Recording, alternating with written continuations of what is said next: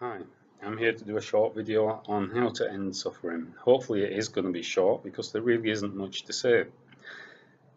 I'll start by defining the terms. What we can get rid of is what we call psychological suffering. This is attitudinal. And what that means is it's the attitude to external circumstances. So you can say it's internal. It's often projected out across time as well. It can be regret about the past, it can be worry about the future. This is contrasted to pleasure in the moment and pain in the moment, which you can't get rid of. The flow of life produces pleasure and pain. In any moment in your life, there'll be a mixture of the two, and it swings between them. That's going to go on regardless. So, we're talking about how to end this attitudinal suffering, psychological suffering. And the reason why it's relatively simple is that deliberately what we do is we reduce it to just 5 different types of suffering. So, in any situation in your life that you're analyzing, you're going to consider it in terms of these 5 types of suffering. The reason why we split it up into just 5 types of suffering is to keep it very simple. And the reason that we keep it very simple is that it's therefore very quick and easy to apply. Now, these 5 types of suffering are based on 2 fundamental errors. And the reason why the whole teaching works is that these fundamental errors are false beliefs. A false belief only has power over you when you don't actually bring it to awareness. If you become aware of the fact that you hold a false belief, then the false belief can affect you because it's false, right? So there are 2 false beliefs. These 2 false beliefs manifest in our experience in 5 forms of suffering. The first of the false beliefs is what's often called belief in a doer. A doer in this context just means a separate entity. So the false belief is that I am a separate entity, and similarly, the people around me are separate entities. This then gives rise to the forms of suffering: guilt, blame, and pride. Pride is very subtle, and pride won't actually come into this very much at all in the early stages. It's laying the seeds for later, further down the line. The easiest 2 types of suffering to analyze, to process, and to remove are guilt and blame. They actually work in exactly the same way. Guilt is belief that I am a separate doer. Blame is believing that the other person is a separate doer. If I'm a separate doer, then I can be held responsible for my previous actions. I can be judged to be in some way less than ideal in my previous actions. I can hold guilt against myself. If another person, we'll collectively say the other, if the other is a separate doer, then they're responsible for their actions, and if their actions have brought me pain or their actions have caused me inconvenience, then that doer is responsible for their actions and therefore I can blame them. But that whole thing falls apart if you recognize that there is no separate doer. Who are you going to blame? If you like to use religious terms, you can say God did it. Somebody cuts you up in the traffic lights. You can't blame them because they didn't do anything. God did it. God made them do it. How are you going to blame the person if everything that they do is a result of their genes and up-to-date conditioning? And so we analyze scientifically that the human being reacts according to 3 factors. One is the conditions that they're in, out of your control. 2 is your genes, out of your control. And third is your up-to-date conditioning, again, out of your control. So your actions are not under your control, and this is why we say there is no separate independent doer. There's no entity in control of the actions. Every action that I or anybody takes is a result of these 3 factors, which are all out of my control, and therefore I'm not responsible for my mistakes. If you like, God made me do it, and you're not responsible for your mistakes. Again, God made you do it, so I'm not guilty and you're not blamable. And so the whole construct of guilt and blame collapses if you recognize that there's no independent doer. There's nobody to blame. There's nobody to attach guilt onto. So the fundamental error there is I'm an independent doer, I'm a separate entity, if you like, in control of my actions, and other people are the same. That's the easiest one, and that's the one that you'll almost certainly begin to work with. Get rid of guilt and blame, and your experiences will continue, but this attitudinal suffering can't arise because there's nobody to blame. The other false belief is that human happiness is dependent upon external circumstances. Now, there are several ways that we can process that, and it hinges on this belief that I need the outside to take a certain configuration. I need things to work out in such a way. In fact, the reality, what the wisdom teachings have been telling us for thousands of years, what the enlightened people will tell you here and now today, is that human happiness does not depend on external circumstances. It depends upon self-realization. It depends on knowing what does it mean to be a human. If you understand what it means to be a human properly, then that is always available, does not change with the circumstances, and that's the real peace or bliss. That is human happiness. Now, the false belief that my happiness depends upon circumstances, this gives rise to two forms of suffering. We've got worry and expectation. This is either worrying that circumstances will not turn out in a way that will deliver the outcomes that I want, pleasure, or expectation that if I do such and such a sequence of events, or I put in place such an action, then the outcome is predictable because it's under my control. In fact, this is relying on the external circumstances to provide the happiness. The circumstances don't provide happiness. What they provide is pleasure or pain. If you don't understand the distinction between pleasure and pain, then it's very difficult to understand why it's so important not to rely on the external circumstances, because you can't deny the fact that they do bring pleasure, which is desirable, or pain, which is less desirable. But they won't bring you happiness. Human happiness is to be redefined as being permanent, stable, always available regardless of circumstances. And this is the peace that passes understanding. This is enlightenment. Enlightenment is the end of suffering, because enlightenment means to be able to be happy regardless of circumstances.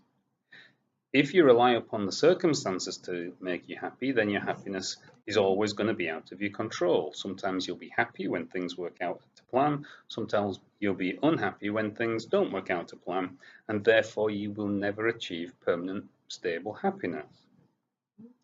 To achieve permanent, stable happiness, you need to reassess what human happiness is, and if you do it in terms of this relationship with your inner being, what you are is impersonal being. I can say impersonal being, being the personal Steve. If I recognize that is my self-nature, then that provides me with a stable happiness. So these are the two fundamental false beliefs. Belief in a separate doer gives pride, which is more subtle. It gives guilt and blame, which are the easy ones. And then belief in happiness depends on external circumstances. I did say worry and expectation. I forgot to describe the last one, which is attachment to outcomes. Attachment to outcomes is very similar to the worry and expectation. It means that you believe your happiness can be achieved by certain outcomes, and you're attached to getting those outcomes.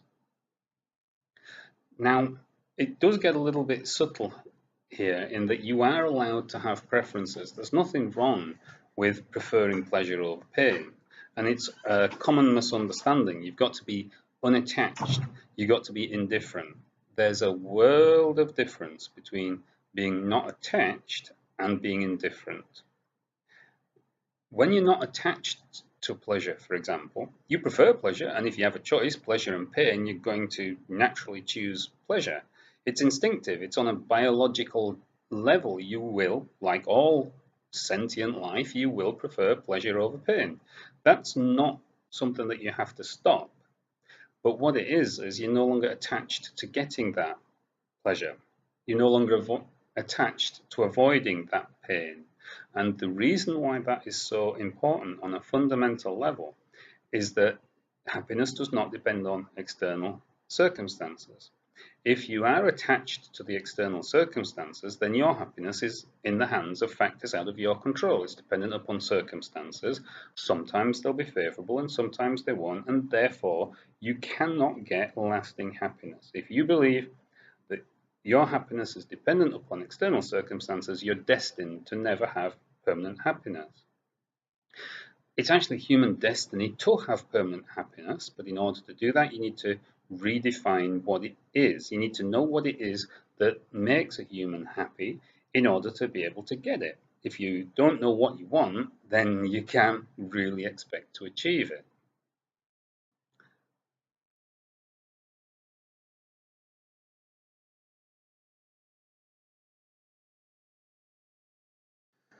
So in part one, I tried to set out the basics, the 5 types of suffering and how they depend upon 2 fundamental errors. Now I'm going to talk a little bit about how do we actually apply this teaching to ending suffering. As you go through your life, you're going to have experiences. That's going to happen. You take an experience, you analyze it, and you, let's say, for example, you've had a quarrel with somebody. You're feeling blame onto that person. You're suffering. This is attitudinal. Let's say that the argument is finished, so it's not pain in the moment because the events, the circumstances are already in the past, but you're still unhappy. You're basically not comfortable. You're unhappy with the events that happened. You're blaming the other person. Now, often there might be guilt and blame mixed together, but let's assume that you are flawless in this argument. Everything you said was perfect, what they said was all wrong. You're blaming them. Now, at the time when you're having the argument, your emotions are high, it's difficult to apply the teaching at the time. So after the event is when you do the analysis. You walk away, the argument is history. You think, okay, so according to this teaching, the person that I'm arguing with is not a separate doer. It's not their fault. Their genes, their up-to-date conditioning, and the environment that they were in made them react in this way. So I can't really blame them because there's literally no fault on this person. There is no independent doer there. It's just the genes, up-to-date conditioning, and circumstance. And when you think of it in that terms, it's actually very difficult to maintain the attitudinal suffering because you're making a hard counter to the false belief that this person is responsible for their actions and therefore there's somebody there to blame. If there's nobody there to blame, you can't maintain the attitude of blaming them. Now, in the early stages, when you're first applying this, it probably won't immediately vaporize your suffering, but it will reduce the intensity because you've now, instead of buying into this false belief that there is a person and they are bad and they have done this and they should have done that, you now have this rival concept that it's really not their fault. So at the very minimum, it will reduce the suffering. If it reduces its intensity and if it reduces it in duration, then you've reduced your suffering. Now, the early stages, it's always easier to apply it after the event. But this is an important process because what it does is it reinforces the habit. It reinforces the teaching. Now, we can apply a little bit of neuroscience, if you like, and say that it's a neural network. The neural network that the teaching creates and presents is very weak because you've got years of conditioning reinforcing your old habits, reinforcing your old neural networks, which have led you to suffering. This new one is a new network that's not going to be very strong in the beginning. But if you can reduce your suffering by applying the teaching after the event, what it does is it reinforces this neural network. It reinforces this new conditioning. You can think of it as a neural network, or you can think of it in terms of conditioning. It doesn't make any difference. That's just a way of modeling to the intellect this process, what's going on. So you reinforce the conditioning that you can reduce the suffering. And as you reinforce the conditioning, it then becomes increasingly a part of your up-to-date conditioning. The next time you're in an argument, you already know that you can reduce your suffering by applying the teaching. And so this builds upon success. The initial very small successes, which are not eradicating suffering, they're reducing the duration, they're reducing the intensity. These will then build on your conditioning.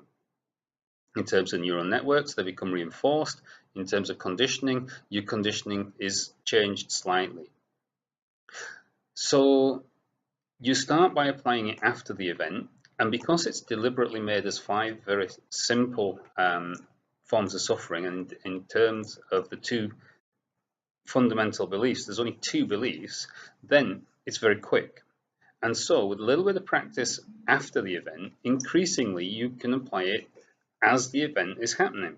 So if we take the argument as an example, you've been arguing with somebody, you perhaps find this experience repeating in your life. After you've analysed it post-event a few times, you can actually then analyse it as it goes on. You can see yourself creating blame. You can see, this is me blaming them. I'm reacting angrily. I'm saying hurtful things that perhaps later I'm going to regret saying. But I'm doing this because I believe that the person is at fault. There is nobody there. They're not at fault. They're just reacting according to their genes, their up-to-date conditioning, and the circumstances that they're in. So you can actually apply it at the time. Because it's a very short, very simple reasoning process, you don't actually have to sit there thinking in your head such a long-winded explanation I've just gone through. It's much more a case of, look, that's blame. Okay, right, I'm not going to blame them. It's not their fault, it's their genes. And you can incorporate this in the background as you're actually still engaged in the conversation. And what you find is that if you're engaged in an argument and you just step back internally, then you can become a lot calmer actually at the time, and you can move towards a resolution rather than a conflict. And so what you do is you actually begin to reinforce the teaching at the time. And again, as you succeed, then this reinforces the network. This reinforces the up-to-date conditioning, and so it becomes more and more likely to be successful. The initial small successes accumulate. It's an accumulation of up-to-date conditioning, or if you prefer the neural network view, it's a continuous strengthening of the neural network. And so it becomes quicker until eventually it comes to a point where it's automatic. You don't need to actually trigger this at all. As soon as the situation arises, you see, guilt, and you stop it. Blame, and you stop it. And so as the event begins to arise, the very simple, very quick teaching kicks in and stops the suffering from actually getting a grip at all. What this does is not only does it actually reduce and stop that particular instance of suffering, whether it's guilt, blame, whatever it is, but more importantly, each time you do it, it chips away at the underlying false belief. Because if we talk about all these arguments that you've been having, this circumstance that you're in that's causing suffering, we know it's based on these false beliefs, and each time you successfully reduce the suffering, you're chipping away at the false belief. And that's the long-term progress.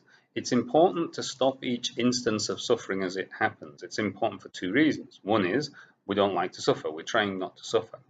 But you can't continuously apply that for the rest of your life. Every time you have to go through this ridiculous effort-based process. It's not the goal.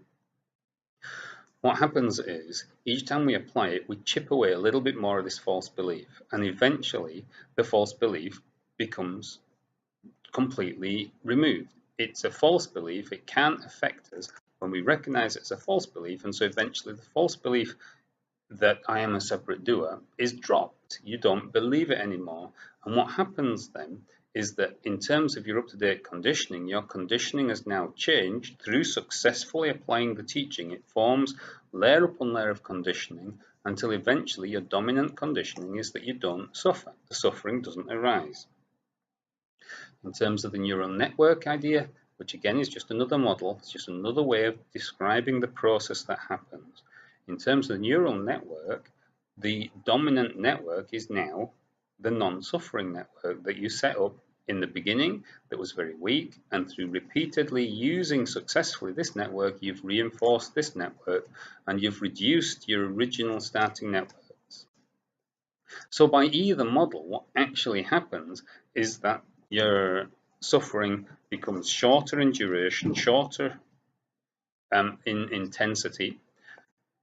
You can then do it quicker, and then eventually it happens automatically. And at this point, when it happens automatically, it's not just that you begin to suffer and can immediately stop it.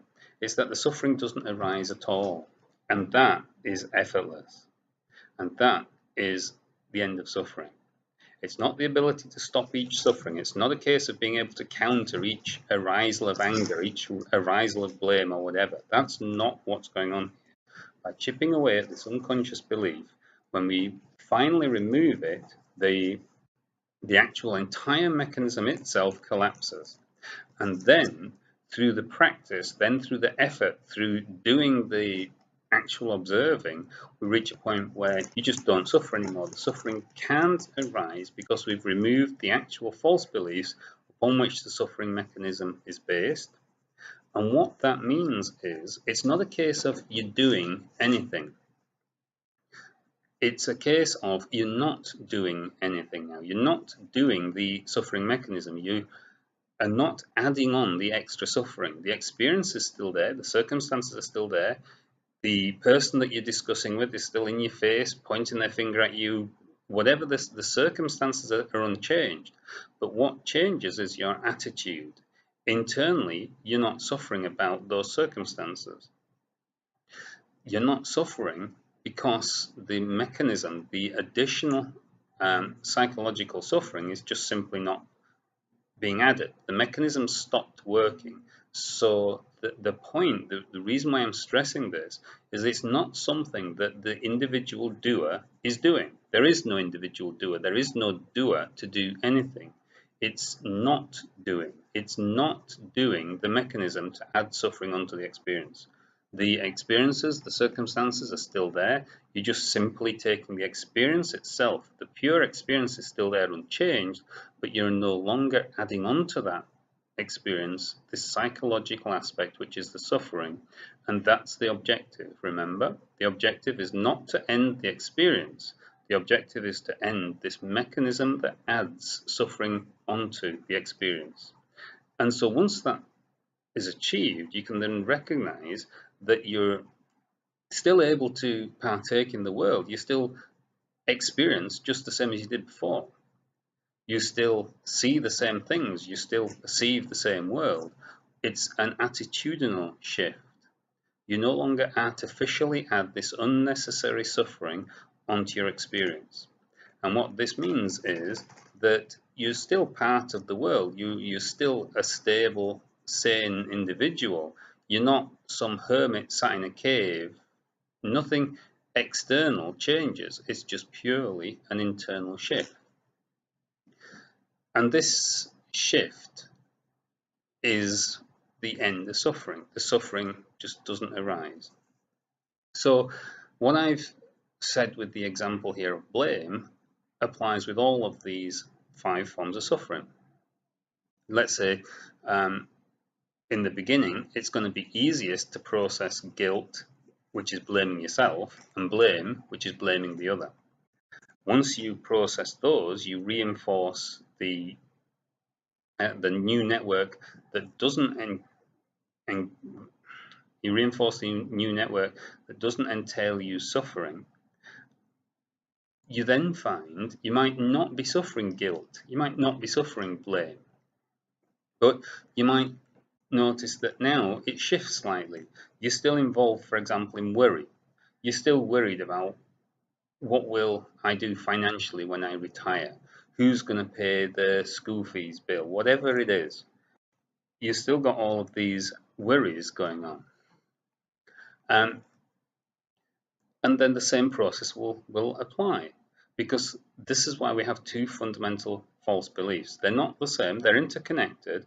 And what happens is that the guilt and blame is the majority of the early suffering. You remove that one, and as that one reduces, you'll notice these other factors still disturbing your peace, still causing suffering. Perhaps in the beginning, you don't even notice, for example, the pride. You don't even think that pride is a form of suffering. Well, what's wrong with pride? I enjoy being proud of whatever the circumstances are.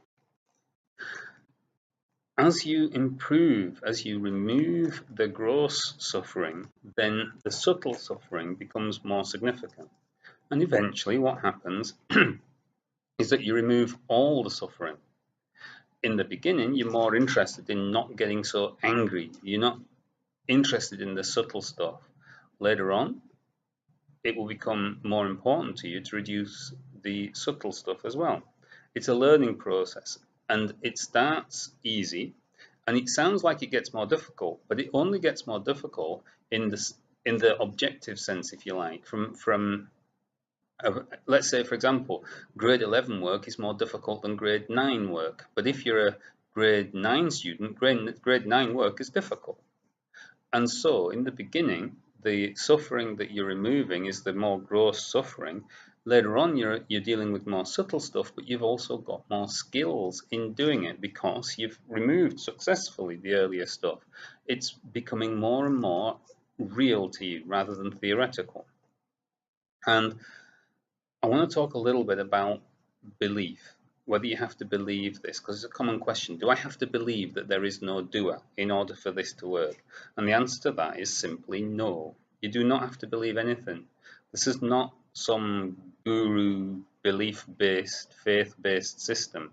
This is hardcore results-based. If it doesn't work, don't use it. Use something else, whatever works. If it does work, that's when you use it. So what you do is you take it on in the beginning as a hypothesis, as a test. Try it.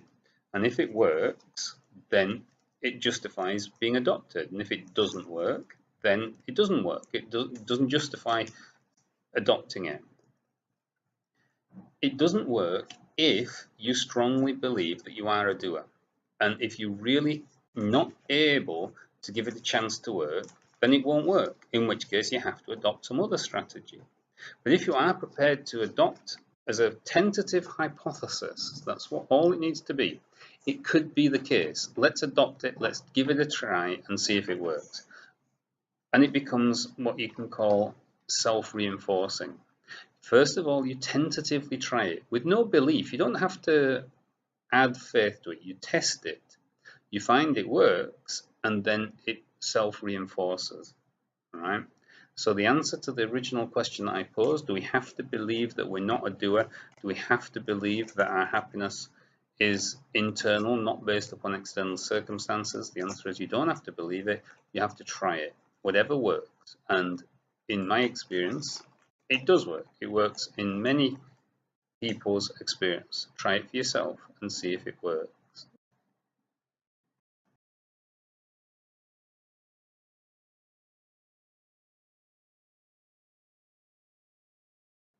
So we talked about the basics in part one, we talked about how to do it in part two, and also I talked about what the goal is, the goal being effortless non-arisal of suffering. Now I want to talk a little bit about some of the other things. For example, enlightenment. Buddha said enlightenment is the end of suffering. But often we have other ideas. We want more than that. We want self-realization. Self-realization means knowing what you, the human being, really are. What is it to be a human being? What does human being mean? And what it means is that you recognize that you, the human being, are impersonal being, being a human. Impersonal being Steve, for example. This is simplified as there is no doer. There is no independent, separate Steve, because Steve is an embedded individual. He's impersonal being. He's God, if you like, manifesting as Steve in a world of duality. This is non-doership, and this connects into this teaching because the actual success of ending your suffering reinforces the fact that it's a false belief that you're a separate entity. And that's what self-realization is. It's dropping the false belief that you're a separate entity. Realization, the enlightenment experience, is almost always associated very closely with realization of non-separateness, non-separation, seeing through the illusion of form, seeing through the illusion of separation. So it's an integral part. Seeing through the illusion of separation includes both you and the world. You not being a doer is an integral part, and the teaching that I've just described to end suffering relies upon that being fact rather than fiction. If you manage to end your suffering through this process, what it gives you is experiential verification that you are not a separate doer. In other words, it marries very closely with realization. Realization, self-realization, is dropping the false belief in separation. This false belief in separation is deeply ingrained. We've got decades of up-to-date conditioning reinforcing separation. The culture, everything, every single experience in our past has reinforced this conditioning, and it's false. It's a false belief. And that's why self-realization is seen as being a difficult thing to achieve. If you remove that false belief in separation, applying to yourself through this teaching, and applying to other people, because not only do we not blame ourselves as guilt, but we don't blame the other person because we know that they're not the separate doer as well, then you're already 2/3 of the way there towards this self-realization. And so there's a very close harmony between the two. I would say that it's my opinion that the spiritual process is all about ending suffering. The reason why I'm digressing to talk about self-realization is because a lot of people expect self-realization. A lot of people talk about enlightenment in those terms.